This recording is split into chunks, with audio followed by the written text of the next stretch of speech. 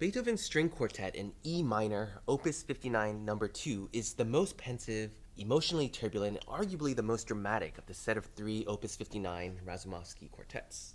Beethoven's style has evolved considerably since his Opus 18 quartets, and everything is now just larger in every way, in their form, in their length and sonority, as well as their narrative and dramatic complexities.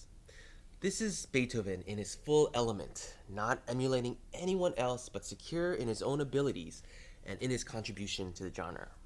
The quartet's 2 opening chords sets up this sense of turbulence and drama right from the very beginning. These 2 brusque cadential chords are a musical motive that is heard throughout the movement, usually followed by a dramatic pause before the response is heard.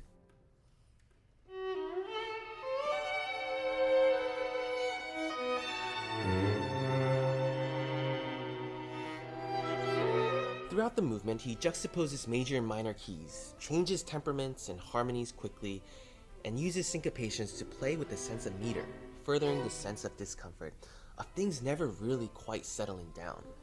The music remains edgy and suspenseful, moments of quiet anxiety exploding into ferocious outbursts, before it eventually ends by fading away into sudden stillness.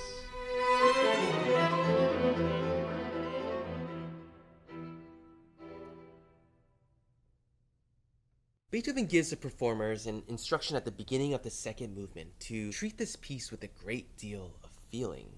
It is a deeply introspective movement that unfolds quietly and slowly, yet almost timelessly. The music seems to plumb the depths of humanity and human expression and alternates between hope and despair, anguish and joy. There's a deep sense of awe and wonder in this movement, something almost spiritual. According to Carl Czerny, a student of Beethoven's, this movement was inspired while Beethoven was contemplating the starry sky and thinking of the music of the spheres. The dotted rhythm plays a big role in this movement, showing up in a variety of guises, in the melody, in the counterpoint, in the bass line, and Beethoven notates them in 3 different ways. One of the ways he notates this is by a tie from the 8th note into the 16th note, sometimes with a caret over the 16th note as well. Sometimes we see it with a rest in between the 8th note and 16th note, and sometimes we see it with no articulation at all, like this example over here. These subtle differences serve to create quite different nuances and expressions, so it's interesting to ask ourselves why Beethoven would have gone to the trouble of notating everything in the manner that he did. The third movement is once again a scherzo in E minor, more anxious than humorous.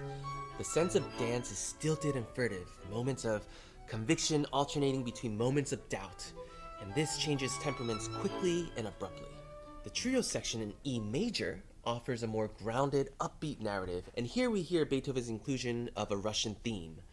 The original theme, Glory to the Sun, is a spacious, majestic hymn.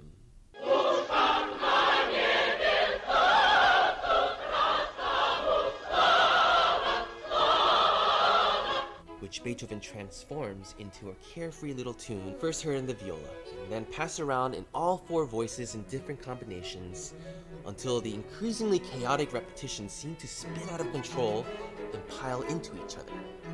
Musicologist Joseph Kerman describes this as Beethoven taking this tune and pile driving it into the ground.